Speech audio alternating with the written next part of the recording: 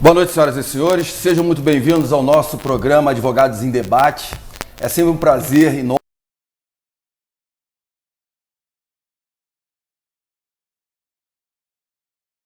Sua presença, doutor. Imagina. Seja muito bem-vindo aqui no nosso programa. Nós sempre aqui discutimos assuntos importantes que nós achamos assim importante comentar com a nossa comunidade aqui. Eu sou o Dr. Marco Aurélio de Santos Gomes de Araújo, advogado militante aqui na cidade de Petrópolis, e hoje então nós vamos tratar também de defesa do consumidor, né, doutor? Sim. Que é sempre um assunto atual, ainda mais agora que nós estamos nos aproximando, né, das festas de final de ano, e quem é que não compra, que seja pela internet, quem é que não compra seu presente, quem é que não sai às compras, né, esperando de joelho quase o 13º sair, né, doutor? Né, para fazer suas compras de final de ano. Exatamente. E quantos problemas, né, advêm, né, às vezes com excesso de compra, e muitos às vezes não sabem quais são os nossos reais direitos, né, doutor? Exatamente. Então vamos lá, doutor. Seja muito bem-vindo ao nosso programa. Mais uma vez, agradeço a oportunidade, agradeço o convite a todos os telespectadores, na equipe da TV. Muito obrigado pela recepção. E espero hoje poder contribuir um pouquinho, né, com nossa prática, enfim, com os nossos conhecimentos aí para a população. Com certeza.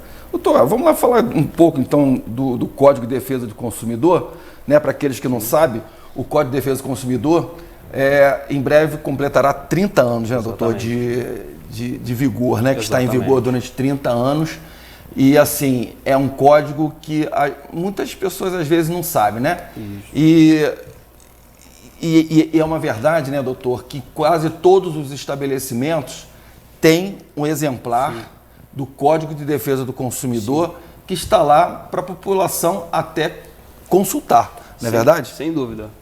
Todos os estabelecimentos comerciais, né, por meio da Lei 8.078 de 90, que é o Código de Defesa do Consumidor, ele determina que se tenha um exemplar, né, para que aquele consumidor que eventualmente tiver alguma dúvida, achar que está sendo prejudicado, poder fazer essa consulta. Nesse período que você comentou, doutor, em relação aos 30 anos, vai ser no dia 11 de setembro do próximo ano, né, 2020, completando aí os 30 anos, já entrando na fase adulta, né, do Código de Defesa do Consumidor. E o que a gente pode primeiro observar e comentar é que, de acordo com os estudos que são feitos tanto por pesquisadores quanto por próprios profissionais do direito, o CDC brasileiro ele é o mais atualizado e mais avançado do mundo em proteção e defesa do consumidor. Ou seja, é uma norma, né, uma lei federal que visa proteger aquele que é a parte mais fraca dessa relação de consumo, dessa relação de compra e venda de produto e serviço, e principalmente mostrar para aquele que vai vender um produto, aquele que vai fornecer um serviço, que ele tem direitos e também tem deveres, né? Infelizmente no Brasil, antes dos anos 90, era muito comum você sempre fazer a venda de um produto ou serviço e nunca se preocupar com a consequência do que aquilo poderia acarretar, decorrente de um defeito, de algum vício. E a partir de setembro de 90, quando entra o CDC em vigor, começou ali a ocorrer uma modulação, uma adequação daqueles prestadores de serviço ou produtos à nova realidade, né? E a gente observa que até hoje ainda tem alguns defeitos ainda nesse sentido de entendimento, mas ainda assim é um código bem atualizado e que protege a parte mais fraca dessa relação. Com certeza. Doutor, sim, vamos lá. Poderíamos definir, né, o consumidor como sendo toda aquela pessoa física, não é isso? Ou jurídica. Exatamente. Que adquire, utiliza, né, o produto e serviço como destinatário final. E que seria também, doutor, o senhor poderia nos esclarecer aqui também para os nossos telespectadores, e qual é a definição que o senhor daria também para o fornecedor? Sim, então, o fornecedor, ele também é aquela pessoa que pode ser física ou jurídica, ou seja, ela pode ter um CNPJ ou não, e que ela vai prestar algum tipo de serviço ou fazer a venda de algum produto. Por exemplo, Aquela pessoa que vende algum doce em casa, ela é um fornecedor. Aquela pessoa que compra uma determinada quantidade de roupas para fazer uma revenda, ela também é fornecedora, né? A gente tem que observar no tocante ao fornecedor que ele pode ser considerado também como consumidor, quando ele adquire de outros fornecedores para fazer a venda. E também acaba se enquadrando de uma certa forma ao final como consumidor. Mas voltando à parte do fornecedor em si, é aquela pessoa, né, seja uma empresa, uma pessoa física, como eu disse anteriormente, que vai oferecer um produto, pode ser ali, por exemplo, um kit de maquiagem, ou um perfume, algum item para casa, ou um serviço, que muitas das vezes ocorre por meio de transporte, pode ser um serviço, por exemplo, restaurante, né, inclusive o serviço de transporte público. Também, de uma certa forma, ele chega até a se enquadrar como relação de consumo quando se tem um eventual tipo de acidente, né, da empresa de um ônibus em algum determinado objeto, algum outro veículo. A pessoa que, porventura, tiver alguma lesão, algum prejuízo, ela vai demandar em face da empresa de ônibus em razão da prestação de serviço, né? E aí se configura, então, essa relação de consumo entre fornecedor e consumidor. Doutor, nunca é demais também nós indagarmos, né? Hoje o comércio ele é muito diversificado, principalmente o comércio virtual, né? Sim, sem dúvida. As compras feitas pela internet. Torna-se até muito mais comum, né? Hoje você de casa, você acessa o site, aperta, fornece lá um cartão de crédito, exatamente. Né? E se tornou um instrumento muito de muita facilidade para a gente efetuar compras, né, doutor? É muito mais prático e, às vezes, muito mais econômico até. Muito mais econômico, a gente não precisa sair de casa. Exatamente. Né? Pegar o engarrafamento, pegar um trânsito pesado, né, se dirigir a um shopping. Se tornou um meio muito prático para nós efetuarmos compras, né? Doutor, assim, nunca é demais informar para a nossa comunidade essa compra feita pela internet. Explica para a gente, doutor, como é que fica, por exemplo, no caso de comprar e a pessoa não gostou do produto, tem que devolver, como é que é? Sim, então, a partir do momento que a pessoa faz a compra daquele produto pela internet, né, ele vai ser postado via correio ou vai ser entregue por uma transportadora. A partir do momento que aquele produto é recebido na residência ou no local de trabalho, que enfim, que a pessoa forneceu como endereço para entrega, conta-se o período de 7 dias, né, dias corridos, em que a pessoa vai observar se o produto é exatamente aquilo que ela queria, se ela tinha interesse, se não era, ou enfim, me senti enganada porque o produto dizia que era uma coisa e é outra quando estou vendo na minha frente, né? Às vezes a apresentação ela chama muito mais atenção do que a qualidade em si do produto. Sem dúvida, até porque pelo meio eletrônico você não consegue tocar o produto, né? Você consegue no máximo aproximar com o mouse, né, aumentar a imagem daquele produto, seja um tênis, por exemplo, uma roupa, é muito comum isso acontecer. E quando você vai experimentar aquele produto, você vê, pô, caraca, não serve. Ou, né, o sapato que eu comprei não é do meu tamanho, a roupa ficou curta. Então ali, a partir desse período, você tem um prazo de 7 dias, né, para fazer essa reclamação e você solicitar a devolução da quantia que eventualmente foi paga, você pedir um novo tamanho daquele mesmo produto, ou se você quiser pode pegar um vale, enfim, algum voucher, né, a maioria das empresas costumam fornecer, e você pode comprar algum outro tipo de produto, ou às vezes até o mesmo produto, né, só que um tamanho diferenciado, aquele que vai agradar. Mas, em tese, esse é o prazo de 7 dias. E também, doutor, tem aquela situação também, por exemplo, da compra, né, que é feita, por exemplo, uma mulher compra um sapato e quando uma sandália, enfim, quando chega em casa, quando o produto chega em casa, ela vai experimentar, não ficou bem no pé ou alguma coisa assim. Dúvida. Ela tem direito também de trocar o produto, talvez por um número maior, alguma coisa assim. Isso, se foi comprado pelo meio virtual, né, se tem o prazo de 7 dias para fazer aquela troca, né? Isso no ambiente virtual a gente diz site ou algum aplicativo de compra vinculado a alguma rede de loja. Se porventura aquilo foi adquirido em uma loja física, vai depender de uma certa maneira da liberalidade do vendedor ou daquele fornecedor de produto. Para fazer uma troca, se eventualmente não gostei da cor, comprei a cor errada. Por quê? O CDC ele entende o seguinte, que quando a pessoa vai à loja e experimenta o produto e compra aquele produto, ela está vendo, né? Ela está tomando ciência daquele produto. Diferente quando você compra pelo meio virtual, que você não tem noção, né, e específica de tamanho, você até vê algumas medidas, algumas cores, mas você quando vê o produto chegar na sua casa, você fala, caraca, é diferente. E aí, o que eu faço agora? Fico com prejuízo? Não compro mais? Né? E aí, pelo meio eletrônico, se tem essa possibilidade. Né? E até também, né, uma vez no estabelecimento, se você vê um produto aí chega em casa, resolve trocar, a loja deliberadamente, ela não é obrigada, ela troca se quiser o produto e se tiver em estoque para isso. Exatamente. Mas não é uma obrigação que seria imposta àquele vendedor, tá certo? O que a gente observa é que o CDC ele preferiu ali proteger o consumidor que está comprando pela forma online, né? Não que ele não proteja o consumidor que compra na loja, mas o tocante a comprar presencialmente, observa primeiro que o consumidor vai ter ciência do que está adquirindo, né, do produto que ele está levando para casa, e principalmente o fornecedor, vendi, está certinho, o consumidor gostou, vai voltar. Só que se eventualmente houve alguma situação nesse meio do caminho ou algum contexto que não ficou muito esclarecido, o consumidor ele pode retornar à loja e tentar ali às vezes obter um voucher. A maioria das lojas físicas, né, quando acontece esse tipo de compra, fornece um voucher ou troca por um outro produto, muitas das vezes faz até devolução do dinheiro, e isso de uma forma, né, liberal, porque o intuito, na maioria das vezes, é manter o cliente, né, ali naquela rede de lojas, então isso acontece. Manter a fidelidade do cliente, mas vale a pena ele, né, a loja, o estabelecimento ter um cliente fidelizado, né, isso? Sim, sem dúvida.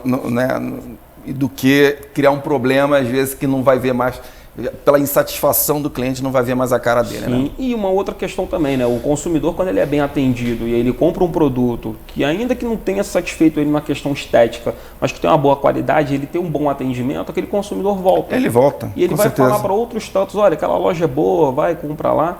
Então a gente observa isso já ocorre até no meio virtual, né? Sim, sem dúvida. A gente, quando compra alguma coisa pelo né, algum site e é bem atendido, a gente sempre recomenda. Sem dúvida. Né? Tem até aqueles campos, né, de comentários ali, você colocar se o produto é bom, né, se o atendimento é legal, se você teve um bom retorno, o produto chegou intacto, não chegou. Né? Então é interessante realmente, até quando a pessoa for comprar, inclusive pelo meio eletrônico, ela observar essas recomendações, né? Esses comentários. Olha, o produto é bom, chegou no tempo hábil, ou o contato é difícil. Observar realmente, né, esses comentários e principalmente escolher lojas de confiança. Né? Hoje em dia tem muito acontecido essa questão de alguns sites serem clonados, né?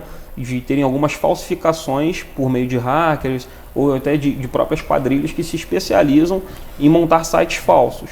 Né? Da mesma forma isso acontece muito. Da mesma forma como existe também, né, aquelas grandes lojas que se modernizam para vender. E, em contrapartida, também existem aqueles espertalhões, né, o famoso 171, Sim.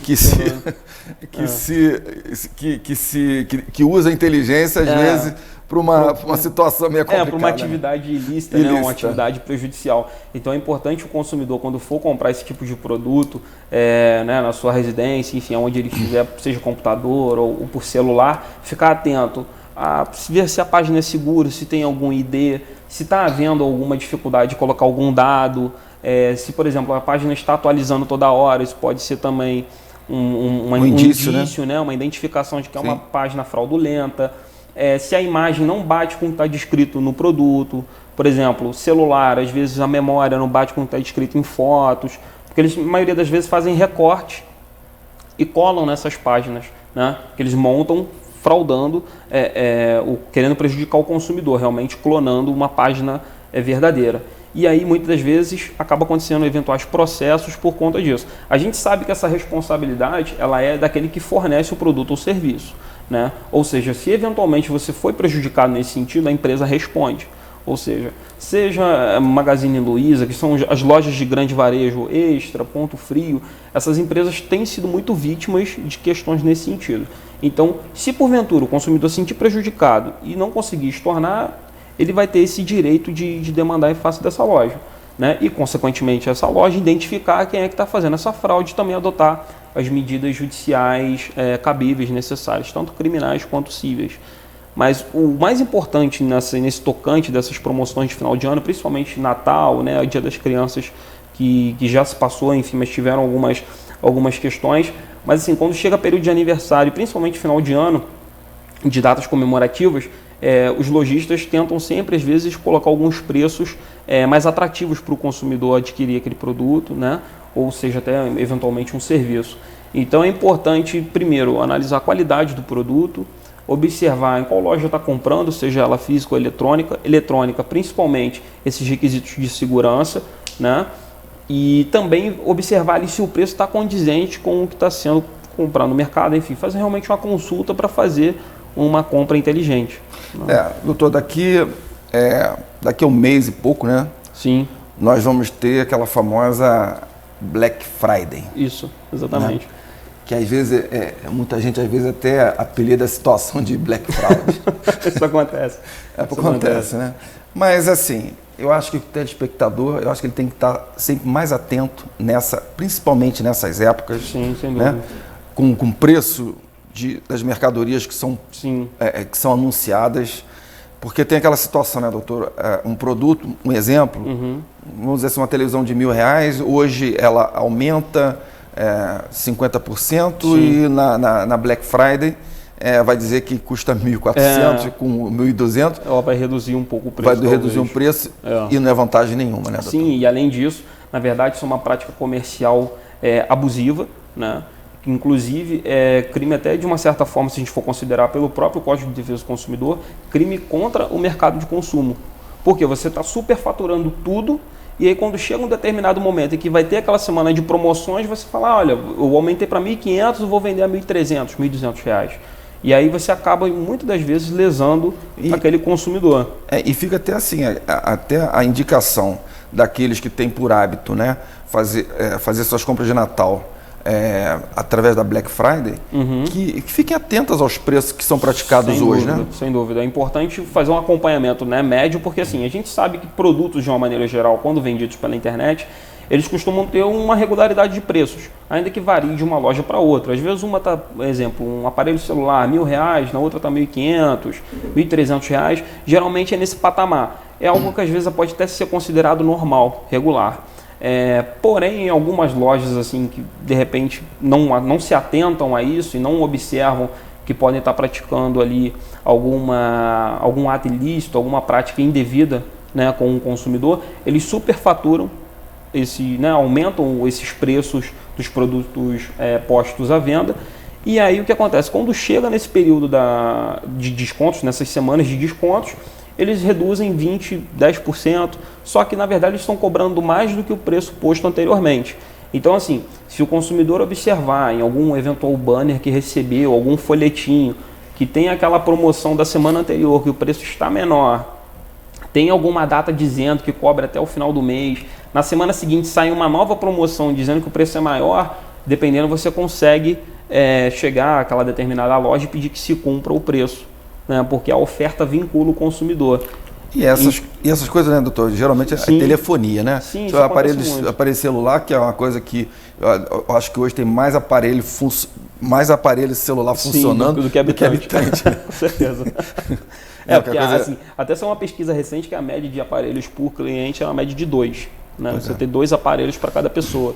Então, realmente é uma situação que você tem que ficar atento, né? Qualquer consumidor, inclusive nós, advogados, também precisamos ficar atento a isso, que é realmente uma prática comum do mercado, mas que é de uma forma irregular, uma forma que viola o Código de Defesa do Consumidor, viola os princípios de boa-fé objetiva, principalmente nas relações de compra e venda de algum tipo de produto, e isso, por fim, acaba acarretando prejuízo.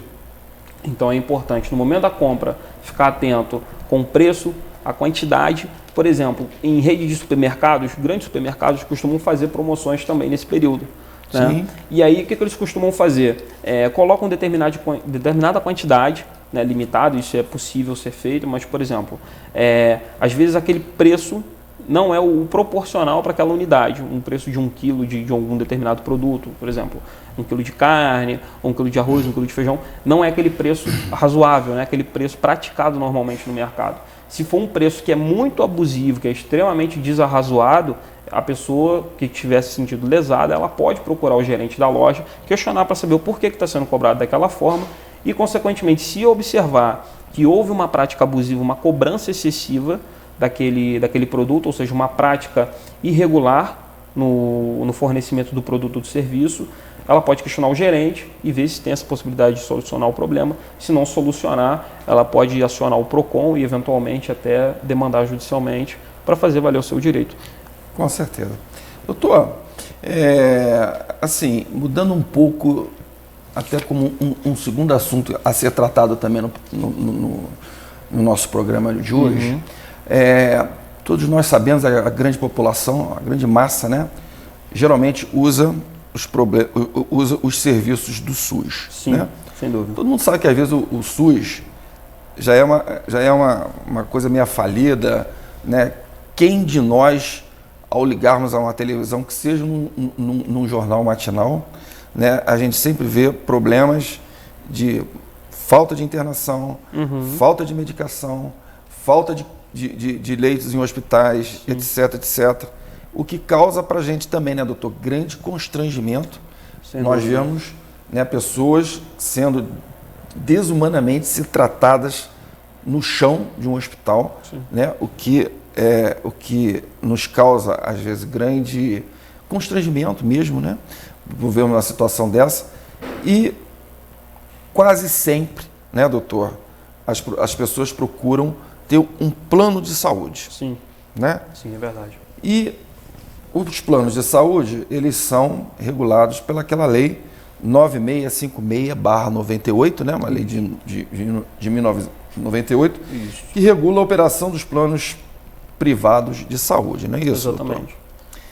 O que o senhor teria de nos dizer também a respeito de carência, de recontagem de carência? Eu acho que isso aí, assim, é um assunto que interessa a uma grande massa da população, que são aqueles que pagam, e pagam às vezes caro, por um plano de saúde. Sim, é verdade.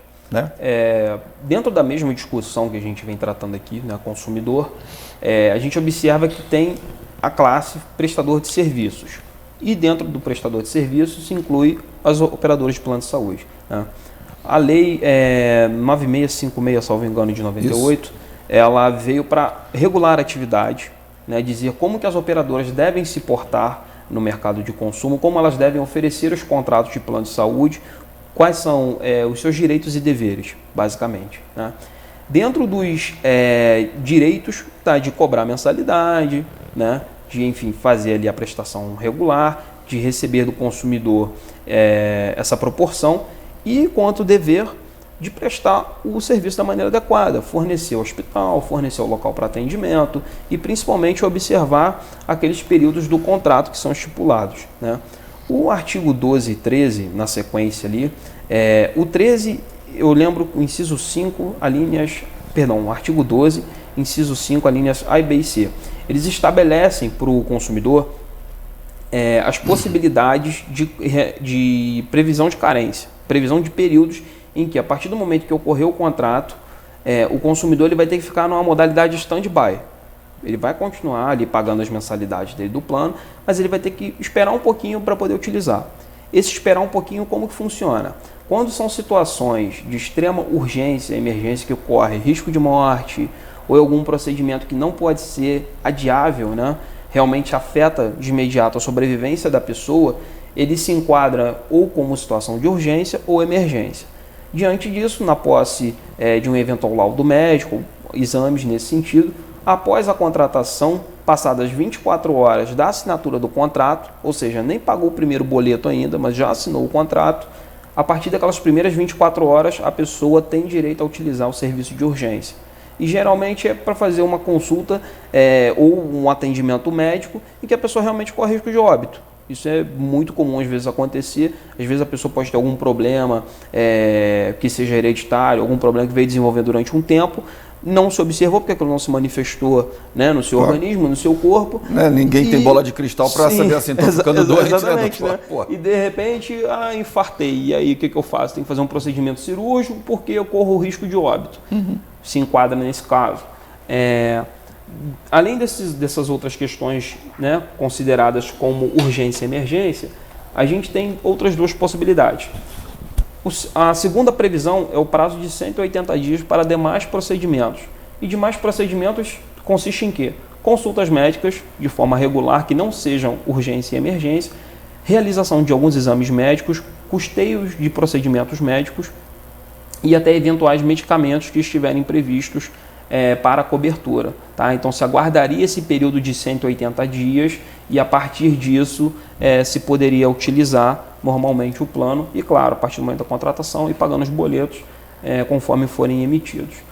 E por último, o prazo de 300 dias que é para parto a termo, né? Ou seja, quando a pessoa, geralmente, né, em sua grande maioria, fazem a contratação, no meio do caminho engravidam, né? No caso as mulheres podem engravidar nesse meio tempo do contrato, isso eventualmente acontecer, e aí, poxa, faço o quê? Se tiver numa situação de urgência, o parto for, enfim, a gestação for de uma questão grave ou de uma situação de iminente risco de vida, a pessoa ela tem o direito a utilizar pela primeira cláusula de 24 horas, porque a pessoa corre risco de óbito, né, tanto a mãe quanto o bebê. Se não houver risco, a pessoa aguarda o período dos 300 dias e aí pode fazer o procedimento de parto, enfim, todos os demais procedimentos cirúrgicos necessários e eventuais medicamentos também. Doutor, agora, aquela situação de portabilidade de plano. Eu acho que muita gente, às vezes, não está assim, satisfeita com que a empresa A está oferecendo e resolve passar para a empresa B. Não vamos citar nomes aqui, obviamente. Como é que fica essa situação de carência? Ou, às vezes, até um plano de empresa e resolvendo fazer um plano privado. O que o senhor tem a explicar também sobre isso, doutor Patrick? Sim. Então, doutor Marco, a parte de recontagens, de carência e de migração, ela antes era muito discutida na própria lei de plano de saúde. Por quê? A ANS, a Agência Nacional de Saúde Suplementar, e ela regula toda a parte de funcionamento, fiscalização e cumprimento tanto da lei de plano de saúde quanto de outras normas da própria ANS. E ela vinha encontrando uma certa dificuldade pelo seguinte: a partir de 2010, o mercado ia num certo equilíbrio, o mercado financeiro, e de 2015 para cá começou a ter uma baixa crise financeira instalada, muitas pessoas começaram a ser demitidas. E isso começou a afetar nos planos de saúde. Por quê? As empresas faziam os planos empresariais, né, aqueles planos coletivos, e aí tinham lá 200, 300 mil pessoas como beneficiários, e de repente aquela galera é demitida, aquele pessoal todo é demitido, e aí o plano sofria essa baixa, ou seja, deixava de arrecadar, de receber. E qual foi o intuito da resolução 438 da ANS? Né? Entrou em vigor agora em julho de 2019.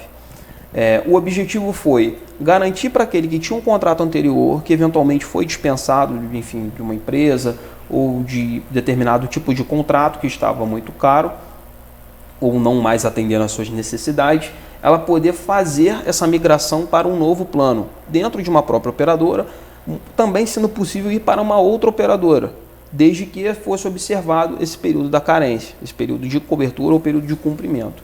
Por exemplo, uma pessoa que permaneceu trabalhando por 2 anos em uma determinada empresa tinha um plano X. Esse plano X cobrava ela R$400 por mês. Tá? Essa pessoa foi demitida e aí ela faz contato com o empregador. E aí, o que vai acontecer com o plano? Geralmente, olha, se você quiser continuar, você continua pagando, né? Continuar utilizando o serviço. Se você não quiser, você pode ir para uma outra operadora.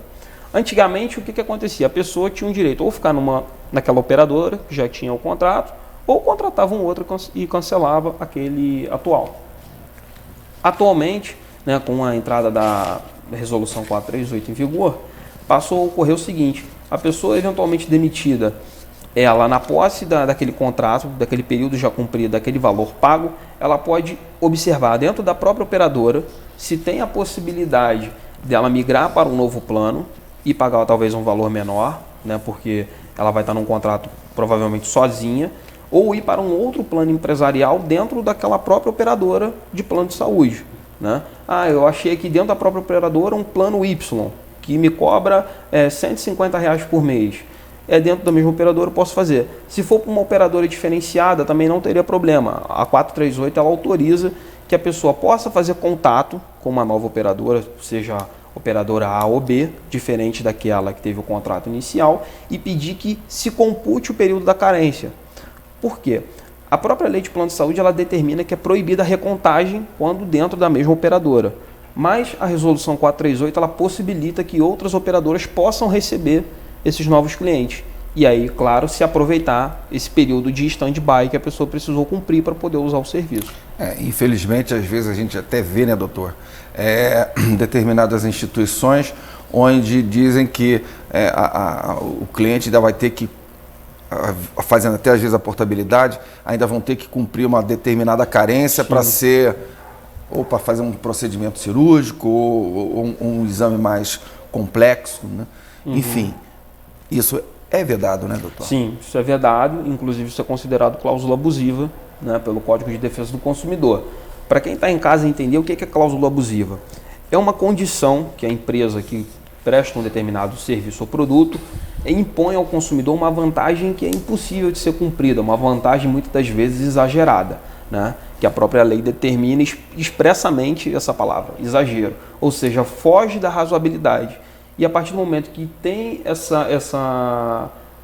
fugir dessa razoabilidade, extrapolar em tese o máximo permitido, o máximo que é entendido como legal e devido, aquela empresa está violando o Código de Defesa do Consumidor e ela pode ser responsabilizada pelos eventuais danos causados. O que a gente observa na prática é o que as companhias têm feito antes da resolução 438. Recebem as pessoas que querem, aqueles novos consumidores querem aderir aos novos planos e embute a pessoa a cumprir aquela carência de novo. Ah, mas eu já cumpri 2 anos, né? Ou 300 dias lá atrás, cumpri os 180 dias. Azar, você vai cumprir de novo. E, infelizmente, os planos têm feito isso de forma equivocada. Porque muitas das vezes... Talvez até por falta de conhecimento da legislação, né? Sem dúvida. Ou seja, ficam passando a perna nos outros. Assim, infelizmente, a gente sabe que acontece muito, né? Infelizmente, as grandes empresas, elas sempre têm alguma falha nesse sentido, de não observar alguma coisa, e aí aquele consumidor que está mais atento, está mais esperto com o que está acontecendo, ele acaba sempre ali procurando uma assessoria jurídica nesse sentido, esclarece esses pontos, e aí muitas vezes quando vai reclamar com a operadora, nem sabia que existia isso, né? E ela é regulada pela própria agência que editou aquela regulamentação. Então é um pouco assim complicado às vezes de entender como que funciona essas gestões, né, de empresas privadas, mas o que a gente observa realmente é que quando há essa recontagem, quando se tem essa prática abusiva, ela é totalmente vedada, nula de pleno direito, e aí o consumidor ele tem o direito de reclamar, isso obviamente junto a prestador de serviço, e passado aquele período de solução administrativa não resolveu, possibilita ali o ensejo de uma demanda judicial para realmente anular aquele período estabelecido e poder utilizar o serviço normalmente como pensado. Tá, doutor, e a súmula normativa 21 da ANS, doutor? O que o senhor teria a dizer sobre ou até mesmo uma portabilidade nós já tratamos, portabilidade de carências também já tratamos, né, doutor? Assim, o que o senhor teria mais a dizer a respeito de plano de saúde de uma forma geral? Então, assim, o que a gente observa, né, a grosso modo, de uma maneira assim, passando sobre todos os contratos de plano de saúde, é que muitas das vezes a prestação ocorre realmente, a pessoa paga pelo serviço, só que são problemas que a gente costuma constatar. Primeiro, as cobranças muitas das vezes são feitas de forma equivocada, né? É estipulado no primeiro momento do contrato um valor X, que vai ter um percentual Y, e ao final o valor total do contrato vai ser Z. Só que quando você passa para o segundo mês do contrato, eles começam a embutir diversos cálculos que nada está previsto, e aí começa a cobrar um valor enorme. O valor chega até muitas vezes a ser superfaturado. Então, assim, é importante o consumidor ficar atento a quais pontos. Primeiro, quando fizer um contrato de plano de saúde com uma operadora dessa, ver quais são os percentuais, qual vai ser o valor fixado inicialmente, data de aniversário do contrato, quanto é o período de duração daquela prestação, se é 1 ano, se é 2 anos, se é 3 anos, quanto que de durabilidade tem aquele contrato, porque isso afeta nos valores de percentuais de aumento, ou enfim, de correção do contrato. Segundo ponto, observar se aquela rede credenciada daquela operadora, ela atende os seus anseios, ou seja, a vontade do consumidor, aquele serviço que precisa ser prestado, se tem os médicos inclusos para cobertura, se não tem, se eventualmente não tiver, pode questionar a operadora por que não tem, né? Muitas das vezes acontece o seguinte, a pessoa contrata um plano de saúde e liga para a operadora, olha, estou com um problema aqui, preciso de um endocrinologista. Vocês têm na determinada cidade onde eu moro? E a pessoa, num primeiro momento, quando atende, né, representando a empresa, diz que tem. Quando você vai olhar aquele manual, aquele guia de atendimento credenciado, não tem, você procura na cidade, não existe. Então, assim, a empresa, a operadora de plano de saúde, ela tem a obrigação de prestar o serviço da forma como ela oferece. Se ela diz que tem aquele profissional, aquele tipo de serviço, e num momento prático não tem, aquela operadora, ela vai ser obrigada a custear integralmente todo o procedimento relacionado àquela determinada especialidade médica. Através de reembolso, né, doutor? Sim, pode acontecer de duas formas, né? A empresa, no caso o plano de saúde, ela pode custear isso direto ao profissional, quando o consumidor solicita, fala, olha, não tenho profissional, já procurei e não tenho credenciamento, vocês vão fazer isso, vão custear, vão me disponibilizar esse serviço? Porque antes vocês disseram que tinha, e agora chegou em modos práticos, não tem. Então a operadora pode fazer. Se eventualmente houver a recusa, o cliente, ora consumidor, pode pagar aquele valor, seja lá qual foi o fixado pelo serviço, e solicitar o reembolso. Infelizmente, é uma prática que a gente tem visto, os reembolsos não estão sendo de forma adequada, né, de forma o mínimo esperado pelo consumidor. Porque às vezes ele paga lá o valor de R$1.000 e o reembolso é R$50, R$100, não chega nem 10, 15% do valor que foi investido. Então, assim, infelizmente, muitas das vezes acaba surgindo, né, uma eventual demanda judicial, mas o que é importante observar são esses pontos. Além disso, no momento do atendimento, claro, ver se já foi cumprido antes, né, o período da carência, se a pessoa que está naquele determinado procedimento ou modalidade está sendo atendido de acordo com o estabelecido. E outra, plano de saúde, quando ele oferece um determinado tipo de serviço, o profissional que for atender aquela área de saúde, ele não pode fazer cobrança por fora. Isso eu já vi algumas vezes acontecer em alguns locais, que às vezes o profissional ele cobra tanto pelo plano de saúde, né, ou o próprio hospital pelo plano de saúde, e às vezes solicita ali que seja pago o chamado por fora, mais um valor da consulta, enfim, e isso é uma prática também abusiva, que caberia se observar a responsabilidade tanto do hospital ou clínica, ou até mesmo do próprio plano de saúde. Doutor, e o tratamento oncológico, né? Que isso infelizmente, né, acontece mesmo, né? Sim. As pessoas, às vezes, com câncer, têm que se submeter a tratamento oncológico. Sim.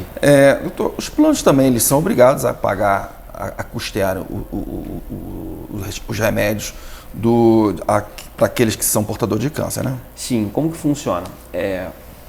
O SUS, né, e a ANS em conjunto, o SUS ele tem uma lista e uma tabela que determina quais são os procedimentos autorizados, né, tanto em medicação quanto em procedimentos de consulta mesmo e realizações para a cura daquela pessoa acometida por um eventual câncer.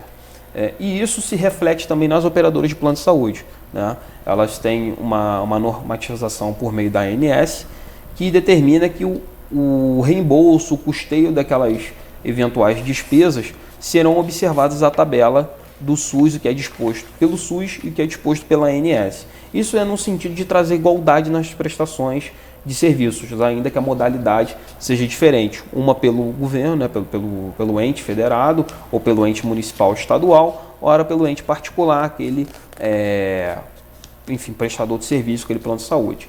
O plano de saúde, quando ele recebe um paciente nesse sentido, que porventura, ainda que tenha a predisposição daquela doença ou que não tenha, né, naquele primeiro momento, a maioria acaba não tendo aquela predisposição, só vem descobrir a um período mais tarde, ela tem a obrigação, enquanto operadora, custear todos os procedimentos de consulta, eventuais procedimentos cirúrgicos, e aí a gente entra naquela questão do período de urgência e emergência, que aí muitas vezes já passou as 24 horas, né? E a pessoa tem o direito a utilizar, e aí o plano fala, olha, não, você tem que esperar mais 600 dias, mais 500 dias, 300 dias para você fazer a cirurgia, aquele procedimento que demanda para salvar a tua vida. Isso também, doutor, é um constrangimento para quem está... Sem dúvida. Para quem está doente, é absurdo, né? Sem dúvida, é absurdo. Assim, a gente já fica, né, assim, transtornado e resignado quando a gente vê o atendimento que muitas vezes é feito no SUS, né? Isso a gente diz a nível Brasil.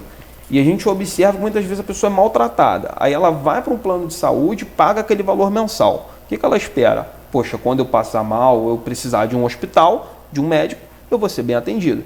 E aí chega nesse momento que ela precisa, ela não é. E muitas vezes é maltratada. Então, assim, realmente há esse direito, há essa possibilidade, né? E o SUS, ele custeia isso para quem não pode pagar, o plano de saúde para quem pode. E nesse sentido, o plano de saúde ele é obrigado a custear todo o procedimento operatório, todo o procedimento de consulta, inclusive os medicamentos. Tá? O que a gente tem observado, e eu vejo muito isso por ter também, inclusive, alguns processos sobre, é que quando chega em situações assim de demandar um medicamento ou necessitar de um determinado, né, procedimento de cirurgia, os planos se recusam e aí você fica à deriva. Então, realmente, é importante estar atento a isso, fazer as reclamações, tá, junto à operadora de plano de saúde, inclusive junto à ANS também, porque, como eu disse aqui inicialmente, a ANS ela não é só uma agência de atividade reguladora, né, só para dizer para a operadora de plano de saúde como que vai funcionar cada coisa, como que ela vai cobrar, como que ela vai prestar o serviço, mas principalmente fiscalizar.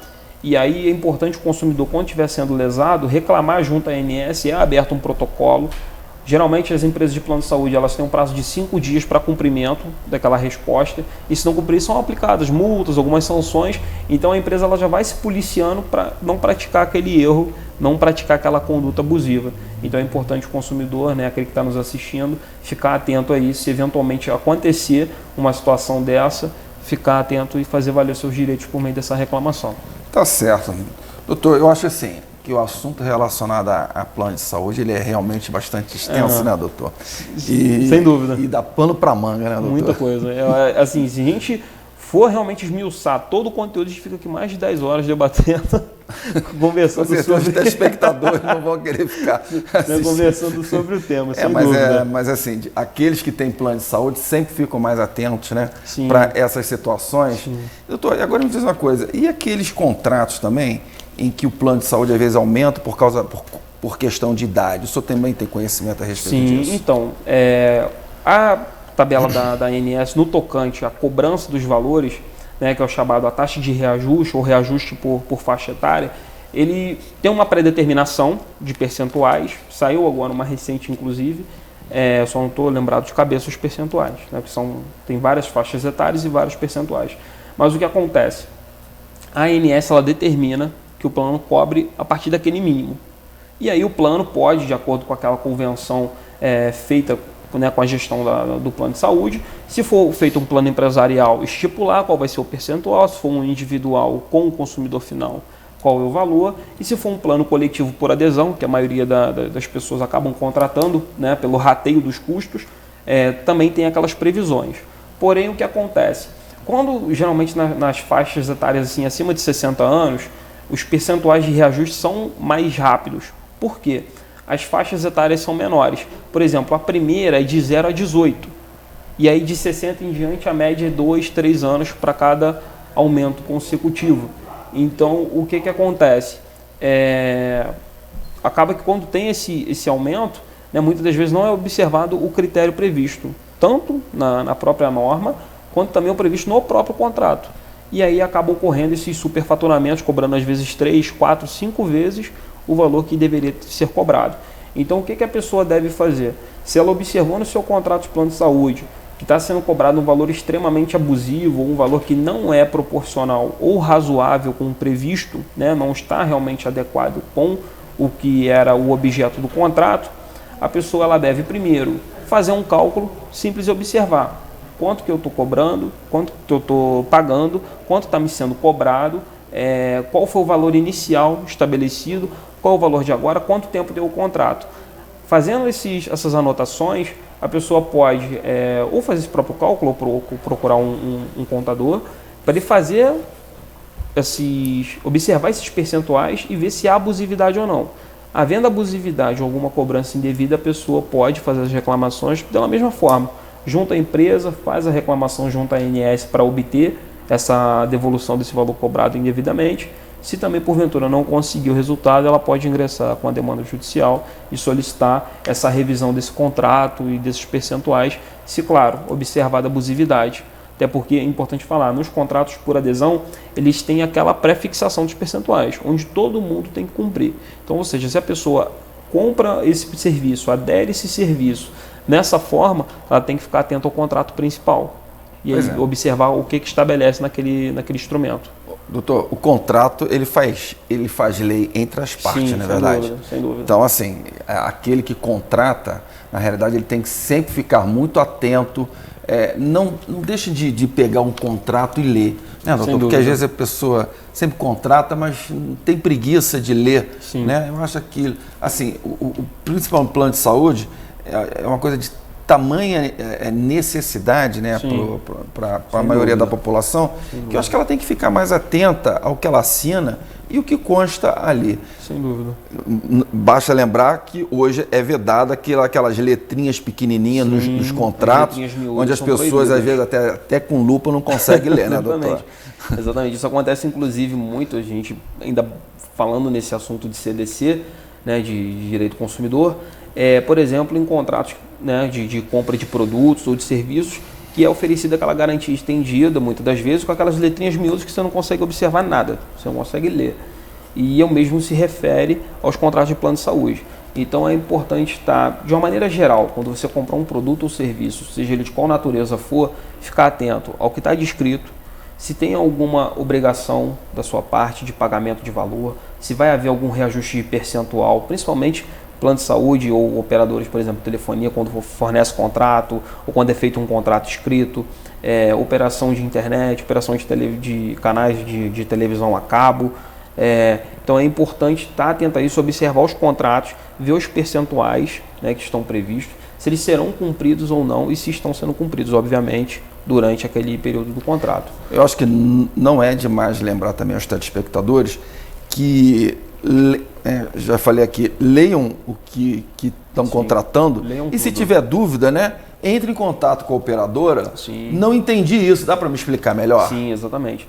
E quanto mais você questionar, melhor, porque muitas das vezes a própria operadora, seja ela de qual natureza de serviço for, não sabe ou não tem a noção de que aquilo está escrito de uma forma truncada que a pessoa não consegue entender. E muitas das vezes a reclamação ela surte efeito da pessoa que está prestando serviço ou vendendo produto, melhorar, escrever aquilo de uma forma mais clara, trazer de uma forma mais simples e objetiva para que ele vai contratar. Porque muitas das vezes a pessoa que está contratando não é aquela pessoa que tenha um baita conhecimento, que tem ali, né, um alto grau de conhecimento. Às vezes é uma pessoa simples. Né? E a empresa lá por trás ela tem toda assessoria, toda uma estrutura. E muitas das vezes a descrição do contrato ela realmente é truncada. Né? Para a pessoa que às vezes pega a primeiro momento e vai dar uma lida, poxa, não entendi o que está escrito. Então é importante ler, né, com bastante atenção tudo que assina, tudo que escreve, tudo que contrata. Eventualmente, se tiver alguma dúvida, fazer a reclamação junto às operadoras, né, e também a agência reguladora. Se eventualmente não obter solução, aí realmente procurar os meios necessários. Doutor, eu sei que a grande parte da população, né, a não ser nós advogados que temos a obrigação de conhecer, principalmente o texto de lei, mas não é demais também, hoje, através da internet, né, doutor, facilmente nós achamos aqui a Lei 9656/98, que regula a situação de plano de saúde. Eu acho que, assim, aqueles que têm plano de saúde, peguem a lei e lê.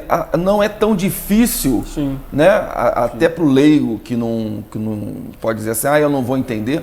Vai sim, vai entender sim. O texto de lei não é tão truncado, não é tão difícil que uma pessoa de parcos conhecimentos, né, doutor, não vai entender, não é verdade? Assim, observando a legislação, eu vejo que são duas normas que têm uma linguagem clara e que não traz uma dificuldade para aquele que não seja um advogado, um juiz ou promotor que trabalha diariamente com isso, conseguir ler e entender. Um é o Código de Defesa do Consumidor. Sem dúvida. Que ele foi criado exclusivamente para o consumidor, para aquele que está tendo um tipo de prejuízo poder ler e entender o que está acontecendo. Segundo ponto, a Lei de Plano de Saúde. Ela não é muito difícil de ser lida, né, entendida. É importante sempre que a pessoa, se tiver alguma dúvida, faça uma busca rápida. Né? Hoje em dia, smartphone está à mão a todo tempo, a pessoa consegue fazer essa busca. Então é só olhar ali na rede social, às vezes alguém sabe esclarecer, se não souber, fazer uma busca rápida ali nesses sites de informações. O próprio site do Planalto tem, essas informações. Site da ANS também tem um portal de dúvidas frequentes, a pessoa pode questionar lá e aí tem logo em seguida uma resposta, a pessoa consegue observar. Então é importante sempre ler o que está sendo posto, né, para uma contratação e também buscar as informações pertinentes. É isso, doutor. Bem, nós já estamos chegando ao final do nosso programa. O objetivo aqui no nosso programa dos Advogados em Debate é levar um conhecimento à nossa comunidade do que é interessante o povo em geral saber, né, doutor? Sem dúvida. Porque nós aqui somos profissionais do direito, nós sabemos, mas muita gente que está ali nos assistindo não tem muito conhecimento, não é isso, doutor? Infelizmente a gente sabe que, né, nem todo mundo às vezes tem aquela oportunidade de ter um acesso à informação. E é interessante que aquele que realmente, enfim, for contratar um produto, adquirir um serviço, né, for comprar um produto ou adquirir um serviço, ele está ciente de que tem os seus direitos, também tem os seus deveres. Isso de uma maneira geral, né, na sociedade de uma forma geral, a gente tem esse ônus e bônus. E é importante estar atento, sempre procurar saber, buscar as informações. Vale, né, também destacar que tem o PROCON aqui na nossa cidade, é bem atuante nessa parte de fiscalização. Então, se também tiver alguma dúvida ali, pode comparecer à unidade do PROCON, enfim, fazer os contatos com eles via telefone para poder obter algum esclarecimento. As agências reguladoras das atividades, né? E, claro, se porventura eu tiver alguma dificuldade e não conseguir resolver de todas as formas como explicado anteriormente, procurar um advogado da confiança e tentar solucionar da melhor forma. Procurar um profissional do direito que vai saber exatamente fazer o que tem que ser feito, né, doutor? Sem dúvida. Tá certo? Bem, chegamos ao final do nosso programa. Agradecemos aos telespectadores de assistirem aqui o nosso programa Advogados em Debate, aqui pela TV Imperial. Agradecemos muito. Doutor Patrick, muito obrigado pela sua presença. Imagino, doutor. É um prazer sempre aqui recebê-lo. Imagino. Com certeza, nós vamos continuar nosso papo a esse respeito e levando ao conhecimento dos telespectadores muito mais coisas a esse respeito, né? Porque é sempre bom, né, a população ficar informada, que o povo tem que ficar informado. Sim, realmente. A informação é a ferramenta que muda o mundo, né? A informação exatamente a ferramenta que muda o mundo. Com certeza, e o conhecimento, né, doutor? Muito obrigado, boa noite e até semana que vem, se Deus quiser. Boa noite. Um abraço a todos.